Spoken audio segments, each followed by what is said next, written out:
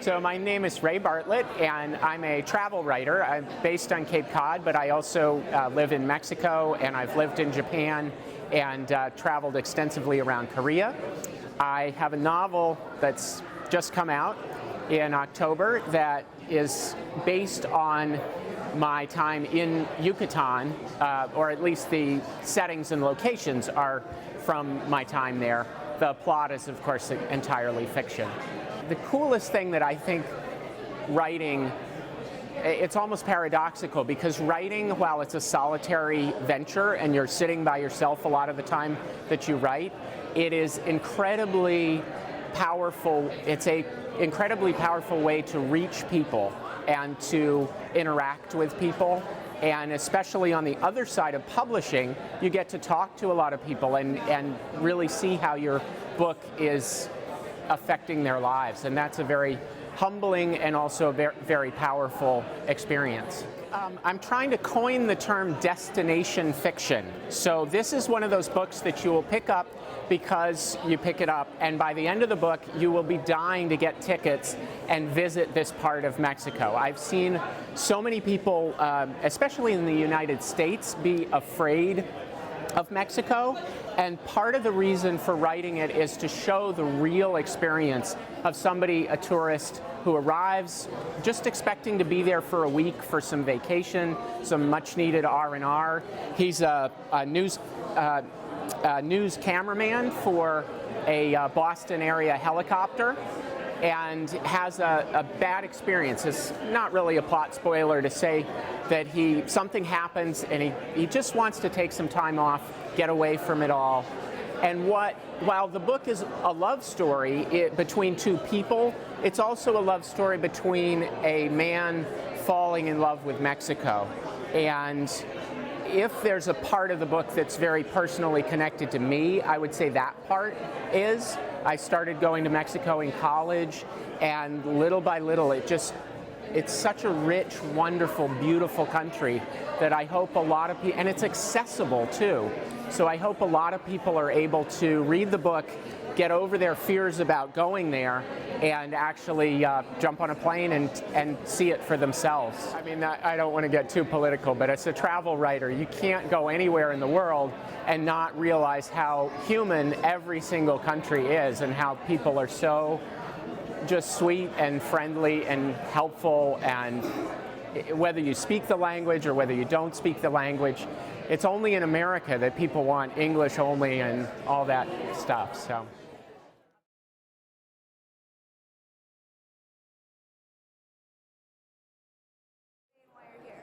Hello, my name is Paul Richmond, and I'm with Human Air Publishing. We run a yearly festival in October. It's 6 days in Greenfield. Actually, I run a number of really big festivals. I'm also at the Garlic Festival and Arts Festival. I have a stage there for writers. About 40 writers read there every year. We publish independent artists, so these are many of the books that independent writers from around the valley have come to me to have their works published. What I try to do is create venues and stages so that people find their voice.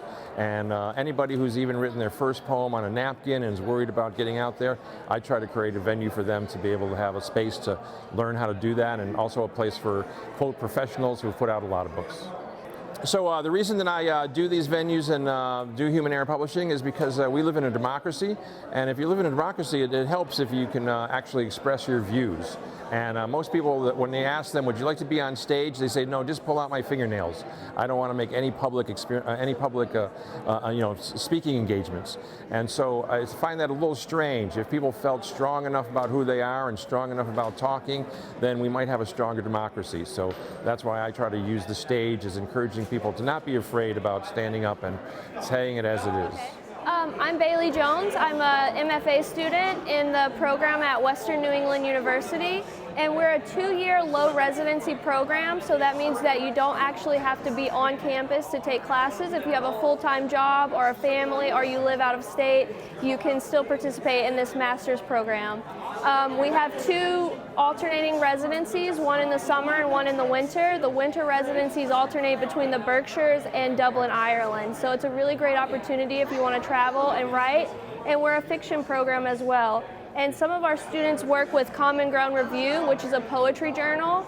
And we have a poetry contest once a year, but we accept poetry submissions year-round on Submittable.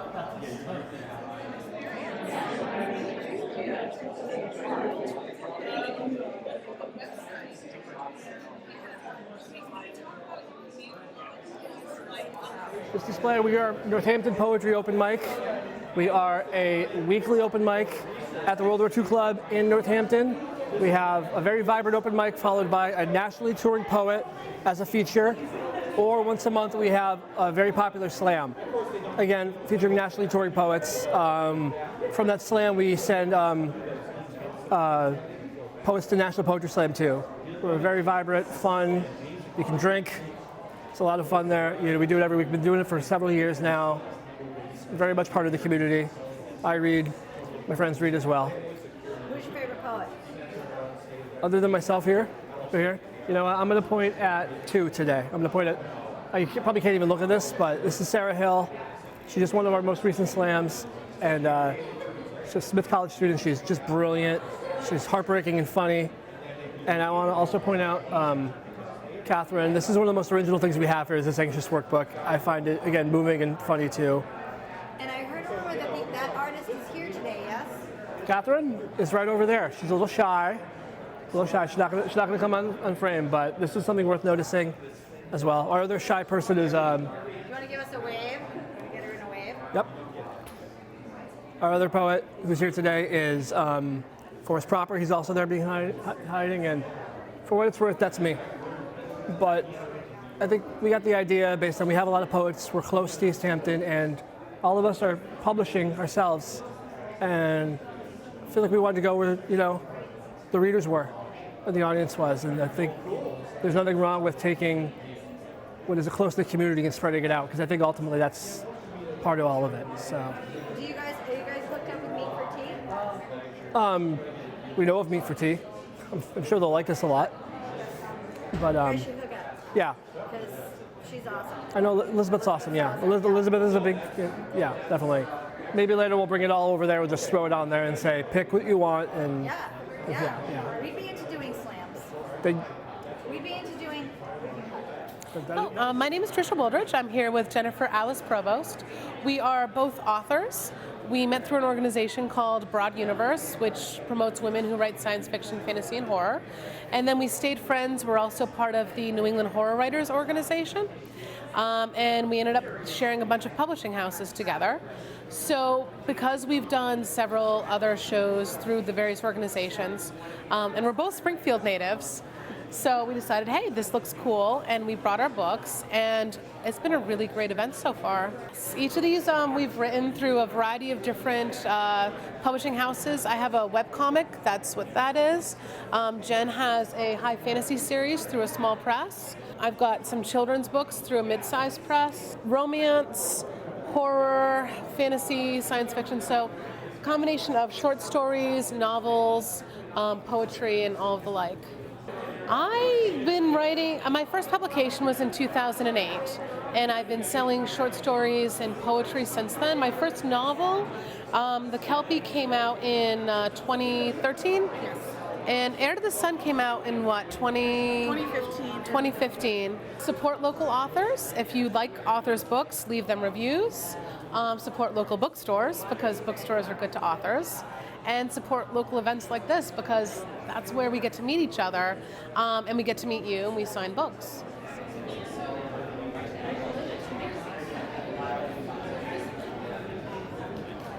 I'm Laura Holland. I'm with Paperback Press, and I live in Amherst. And I'm in Eastworks for the Lit Fest with a whole group of handmade, one-of-a-kind books. Yes, I've made all of them.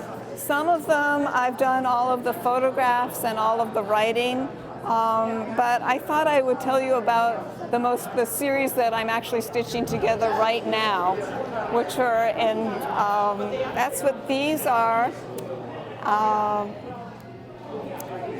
And these are based on, I was inspired by a verb that was invented by the poet Howard Nemeroff. People kept telling him that too bad you weren't here last month when the azaleas were blooming. Too bad you weren't here 2 years ago when we had 3 feet of snow. So he invented this verb to azaleate, to indicate all these things that we're never going to do. They already happened. They have nothing to do with us. They happened someplace else. But people sort of want us to acknowledge how interesting they were. So I went around looking at posters for events that looked very interesting. I would have loved to go to them, but for one reason or another, I did not. And I put them together in a series of books, hand stitching them all together. These 4 books are the posters of events that I would have loved to go to that I never did. This one book represents the things that I did go to, that I completely enjoyed, but I'm interested in that balance also of all of these unexplored possibilities. This is a series that's ongoing, and I'm hoping to get a few more in the What I Did column, as opposed to What I Did Not Do column. Anything else you'd like to add? There are other books that are made more in response also to things that I did, and I'd like to show you this one, which is a response to an exhibit that was up recently at the University Museum of Contemporary Art, where 40 local artists and designers made chairs. So I took posters that were advertising the show, added in my own photographs and elements, some pop-up elements, pictures of my students going through the show. My name is Ellen Everett-Hopman. I live in Belchertown, and I've been living in the Valley for about 30 years. I've been writing for about 30 years. Wrote my first book when I moved to Belchertown, and I've been at it ever since. The newest book, the newest herbal is actually this one, which is, it's called Secret Medicines from Your Garden, which is a book that teaches you about the herbal uses of plants and the spiritual aspects, magical aspects as well. So you can plan a garden, hedgerows, you know, a vegetable garden, a flower garden, a meditation garden, any kind of a garden that you want, and know the spiritual aspects and the magical aspects of the plants that you're putting in, what the properties are. There's also a detailed formula making system that I was taught by my teacher, William Lasassier, many years ago. So I was encouraged by other herbalists to write this book, to put it together before it's too late, is what they said, because it's a 18-part formula making system. It's based on Chinese medicine, but it's using Western herbs. So there's about 40 pages in the back of the properties of Western herbs. Are they builders? Are they cleansers? Are they tonics? And it teaches you how to put these things together in unique formulas for people. This one, which is called Secret Medicines of Your Kitchen, teaches you how to make home remedies, basically with foods and spices that you already have in the kitchen. And it was printed in London. It's beautifully done. The colors, amazing colors. And then this is a children's herbal. We're Walking the World in Wonder, a children's herbal, which is 75 projects to do with kids, so parents and teachers can teach kids about how to use medicinal herbs.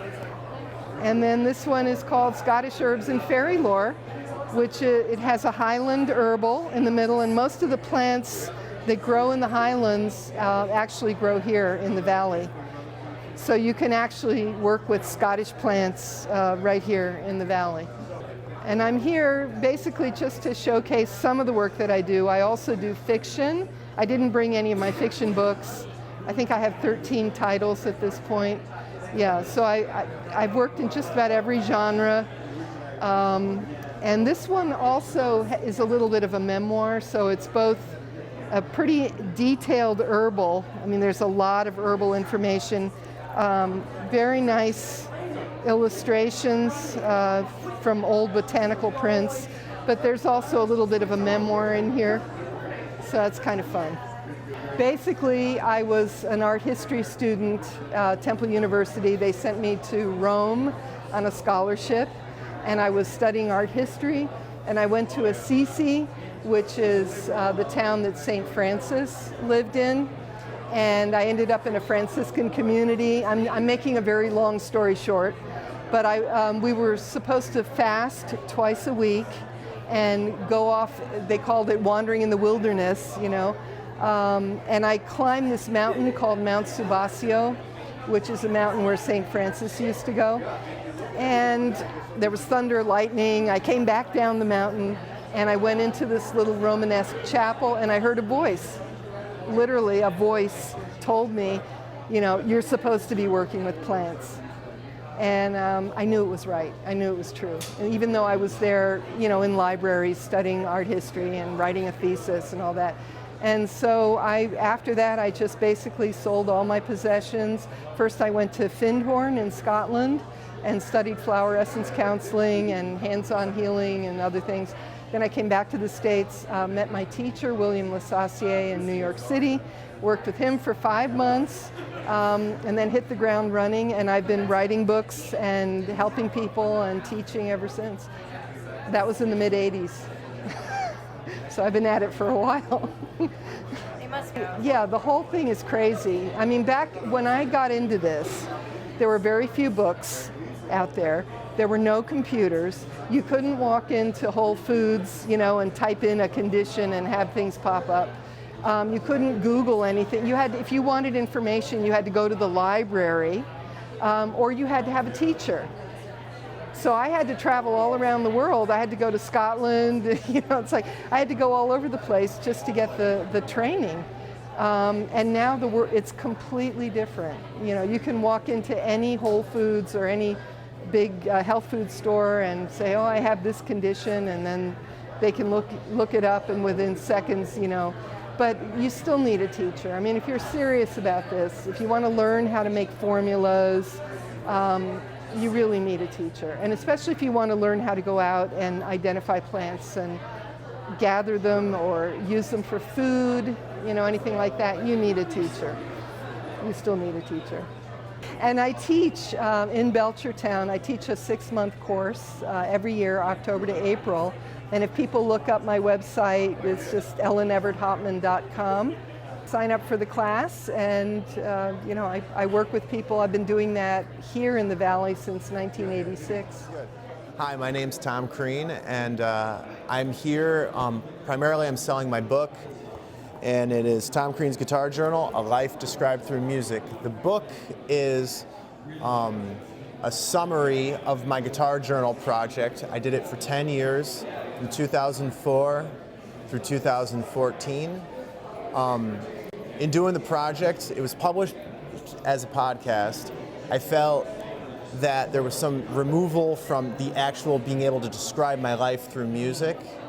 And the project itself is an appropriation of a bunch of text and the titles in order, and that ended up telling the story of my life rather clearly. And so that is the book I'm selling.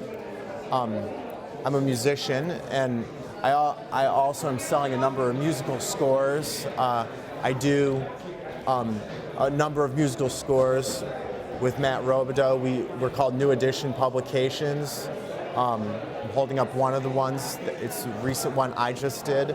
But we often work collaboratively in putting together our scores. And plus, I felt it would make my table a little bit more fun than just bringing a book or so. Bookfest is really fun. This is obviously not my normal cup of tea. I'm much more used to a lot of different artistic and music events. I find it to be really welcoming and everyone to be really friendly and interested in what you're doing. Hi, I'm Karen Fisk. I'm here from University of Massachusetts Press, and this is our first time at the book fair. We're very glad to be here.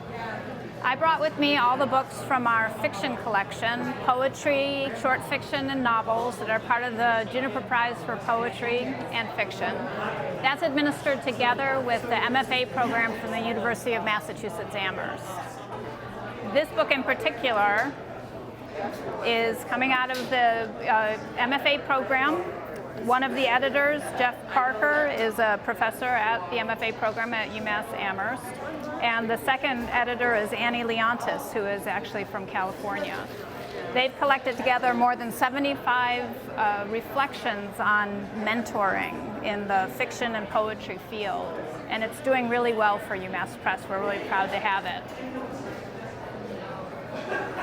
A little bit of a different story is We Got to Get Out of This Place, which was chosen as Rolling Stone's #1 best music book of 2015. It's a pretty big surprise for us. Not too many university presses get that kind of award. This book is written mostly from the point of view of soldiers who have come back from Vietnam and talked about the only way that they've been able to talk about their time in Vietnam is through the music that they listen to. And that's what this story is about. This year's Juniper Prize winners are Mark Van Wagenen for his book, The Body Distances, 100 Blackbirds Rising. He just had a poem in the New Yorker magazine and has won numerous other poetry awards. We're real proud to have him on our list. And this year's fiction winner is Hasi Sarasena, who's from New York City. She has written 10 short stories about the Sri Lankan Civil War. They're very beautiful stories and painful at the same time. A good collection. We also have the Grace Paley Prize for Short Fiction from the Association of American Writers and Writing Programs. This book, A Curious Land by Susan Maudi Daraj, is stories that start in Palestine way, way, way back 100 years ago and continue right through and tell stories of those same ancestors in the United States.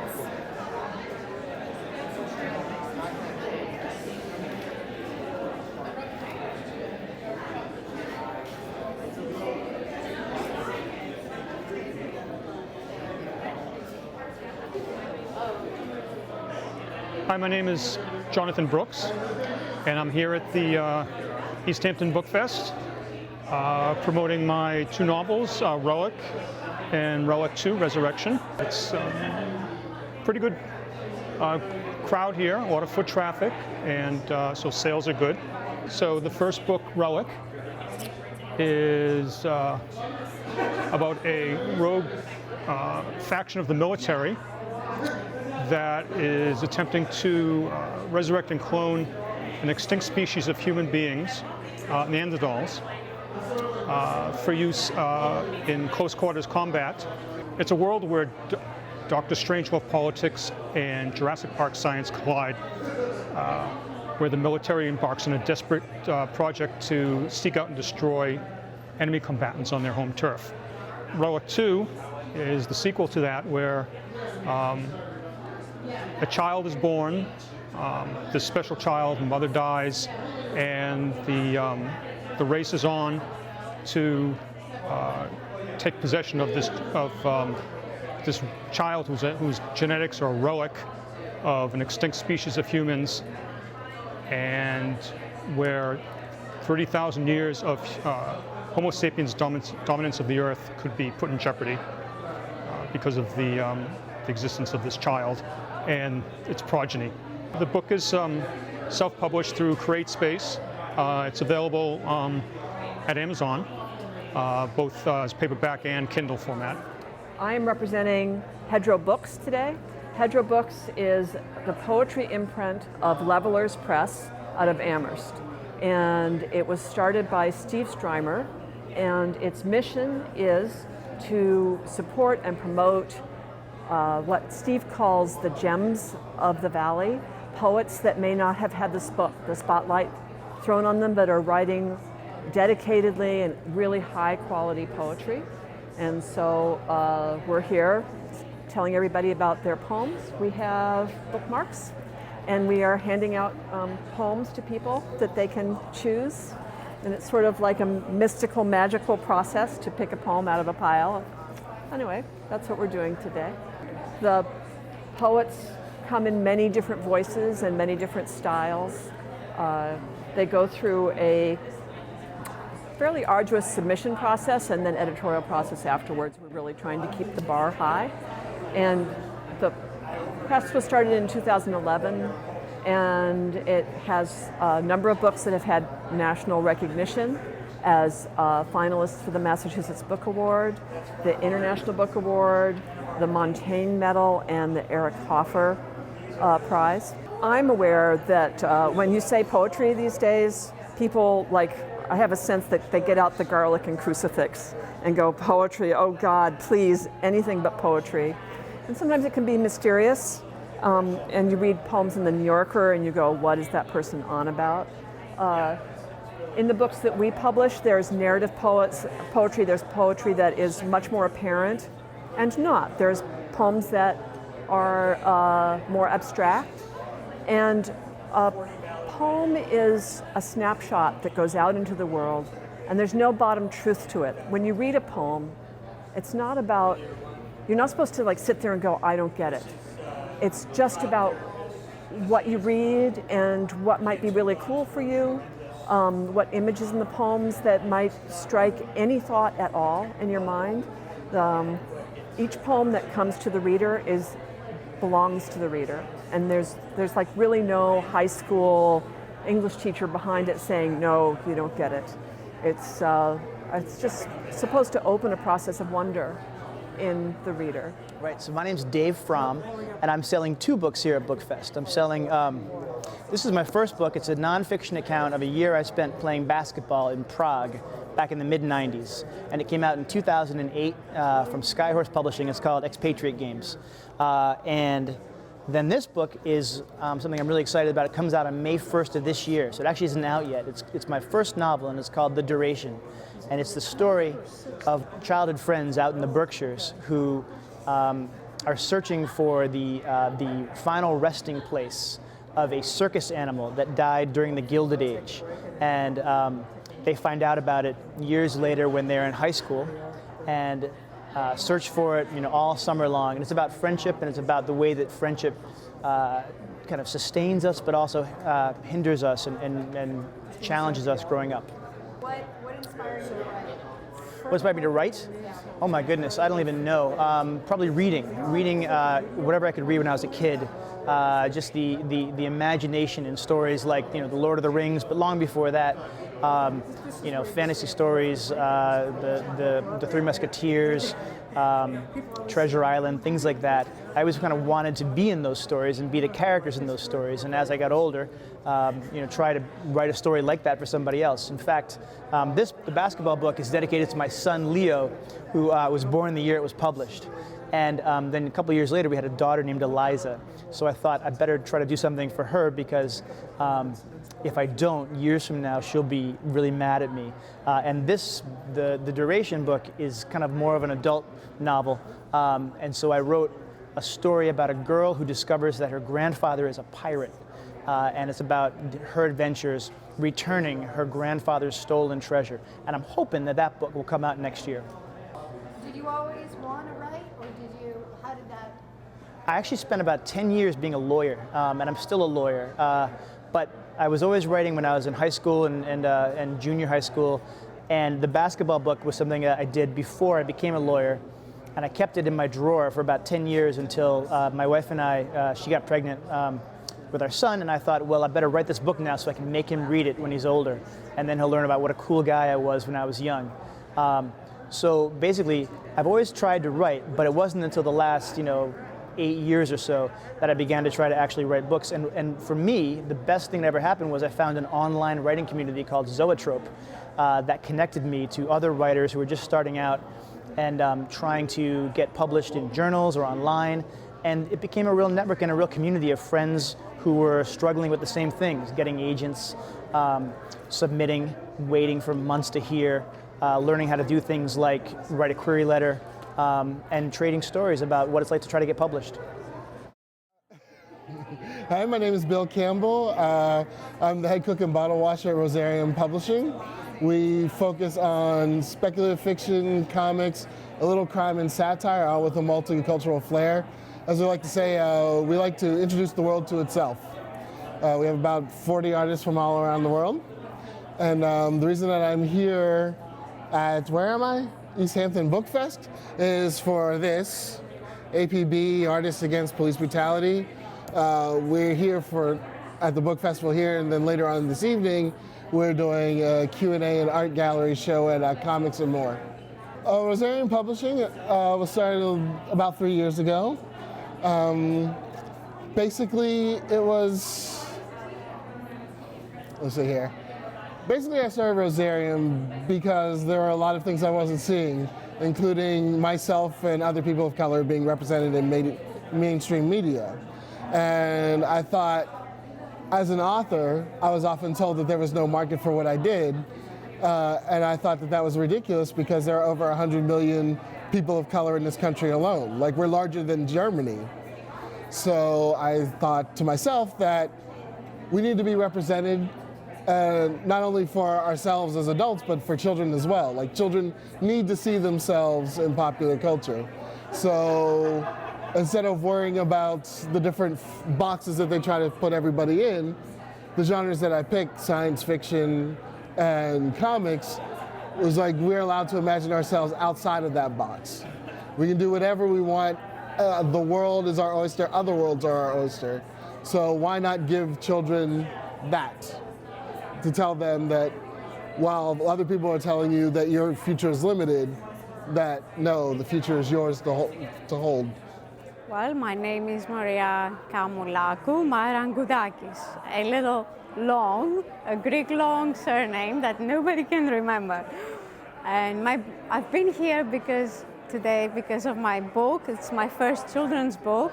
It's called The Adventures of Hope and Trusty Sky Cloud City. It's based on an ancient Greek play by Aristophanes. I'm an archaeologist by profession, and I moved in the States 8 years ago when I married my husband. I worked with the Greek Ministry of Culture for over 20 years.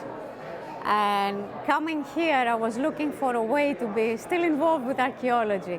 Even though this is not archaeology, it's not an archaeological book, but it's based on an ancient Greek play, which makes me feel more comfortable. I adapted it for young children aged 7 to 10, and hopefully there will be a second and a third, again based on an ancient Greek play by the same playwright, Aristophanes. And this here is one of the characters. That's King Hoopy. A lady made it for me in Poland, and he's one of the leading characters. The ruler of Ornithopolis, the city of clouds, the city in the clouds, the bird city in the clouds. My name is Gail Olmstead, and I'm an author of 2 contemporary women's fiction books. I enjoy being at affairs like this because I get to see what other people are doing to not only market their books, but get the inspiration for them as well. I've written 2 books. My first one was Jeep Tour. It is again, contemporary women's fiction, and it's all about a woman who's kind of at a crossroads in her life, takes a Jeep tour in Sedona, and decides to start over among the red rocks of Sedona. And she meets a sexy tour guide and decides that that's an opportunity to kind of reboot her life. And then everything changes after that. And my second book is Guessing at Normal, which is the story of what happens when an up-and-coming rock star meets a shy young poet, and her poems end up becoming the songs on his best-selling album. And so there's all kinds of complications when that happens. with both their personal and professional relationship. Reader's Choice nominated it for Best Rockstar Romance, and it won. That was exciting. And then there's also a Reader's Favorite Awards that got a 5-star award for that. Neither book takes place on a beach, but I think these are both great beach reads because they're easy.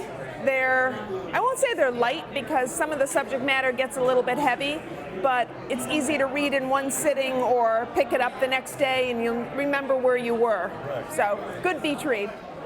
Hi, my name is BJ Knapp, and I am the author of Beside the Music, and I am here to introduce the East Hampton reading population to my new novel.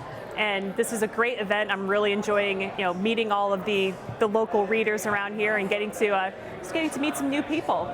So the basic idea is what happens to a marriage when an 80s metal band moves into the house. And I'll give you a hint, it doesn't really go so well for the couple. I am a sucker for 80s metal bands. I've been blasting their music all day today. I've read all the memoirs. Neil Peart is one of my favorites, Motley Crue. Ozzy Osbourne's memoir was amazing. I totally recommend it. I'm a sucker for rock star memoirs. The bassist in the book is loosely based upon Neil Peart from Rush because he is my boyfriend. And but it's kind of a mishmash of different ones that I've read. The little baggies I have, when I sell a book, I put the book in the bag and then somebody ends up carrying my cover all through the place. Sneaky, sneaky. And I have little earbuds that I have with my cover on them.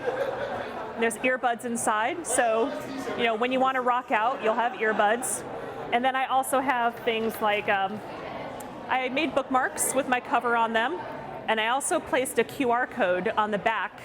So when you scan it with your phone, it'll take you to my page on Amazon, so you can purchase an electronic copy if you like. Well, that's the thing with being an author these days is that your publisher really does not do very much in terms of marketing because they're on to acquiring the next big thing. So it's really all on us to do a lot of the marketing. So I'm the one who's doing all the tweeting, and I'm reaching out to reviewers, and I'm participating in events like these to make a name for myself because nobody's going to do that for me. I have to be my biggest advocate. My name is Linda Day, and I'm a musician basically, and I do illustration.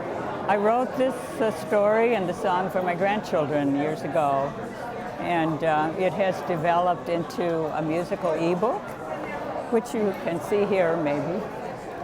And also I have some recorded CDs, and the idea is that as a country we're really not church-going people, but it's good to know the story basically, and especially in these times. And love your enemies is a little bit drastic, but I'm hoping to push the idea. My name is Emily Wojcik. I am the managing editor of the Massachusetts Review, and we are a literary quarterly. We've been around for 57 years. We live on the UMass campus, and we publish fiction, nonfiction, poetry, and contemporary art, usually with a bit of a political edge, but we're open to everything. We basically look for the best work we can find and publish it as often as we can. Today, we're really looking to connect with local writers.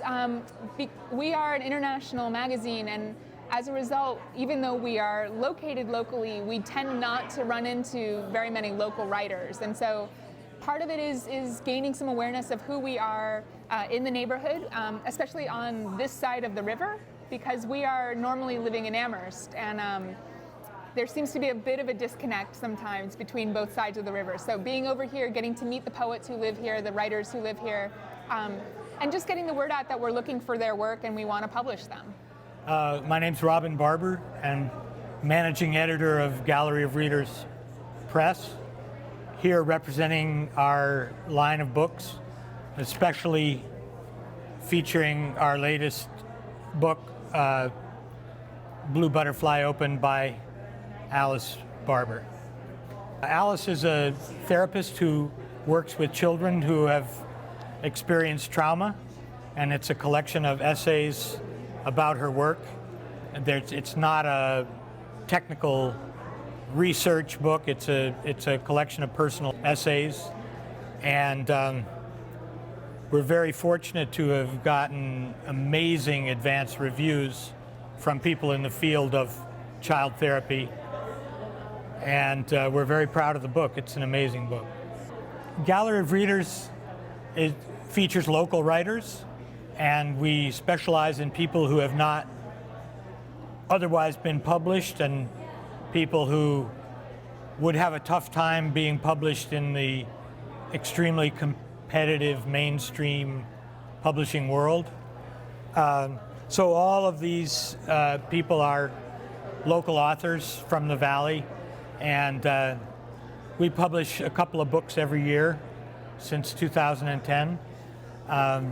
Poetry, prose, short stories, an anthology of 40 local writers, a children's book about kids in Holyoke during the Depression.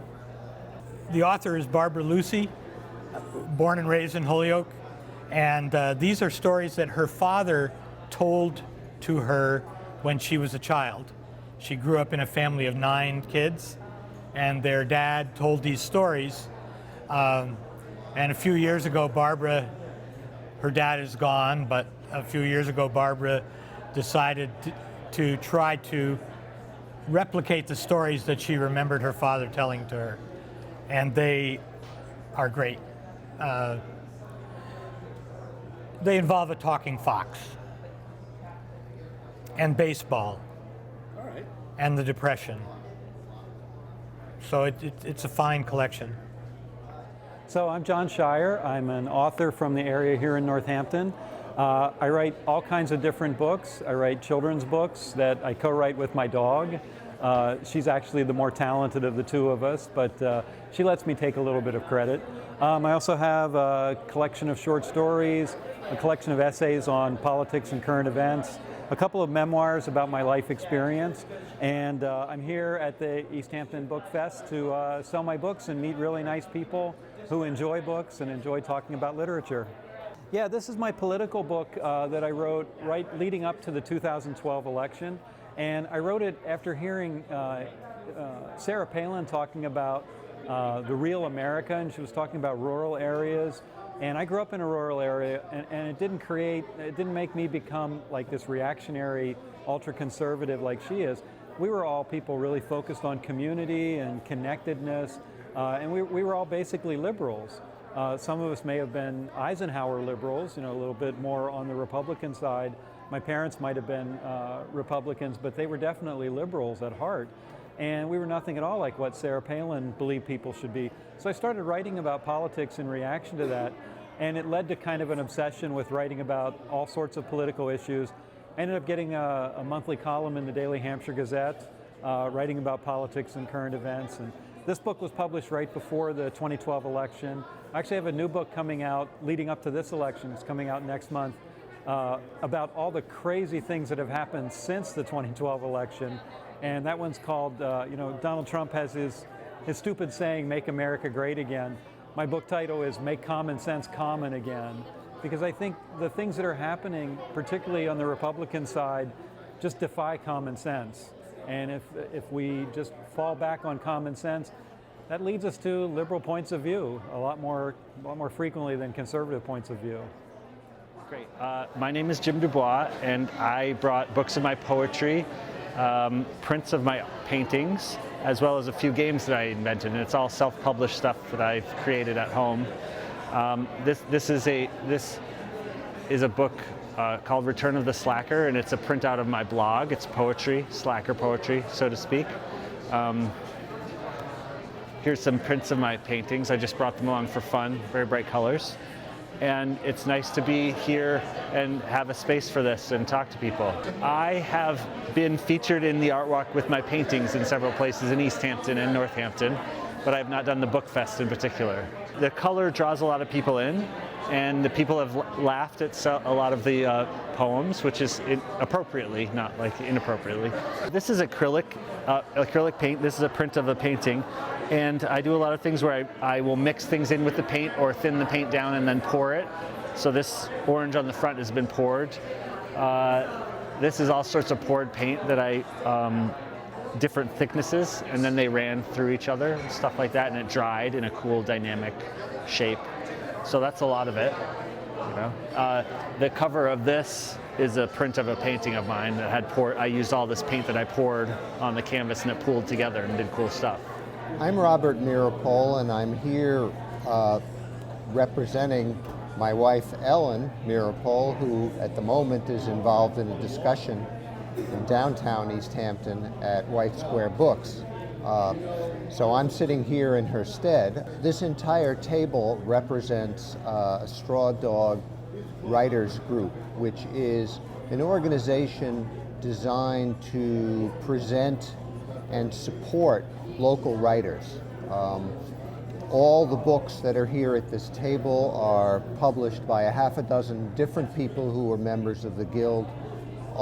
They all have different publishers, but Straw Dog helps with networking, with craft workshops, with salons.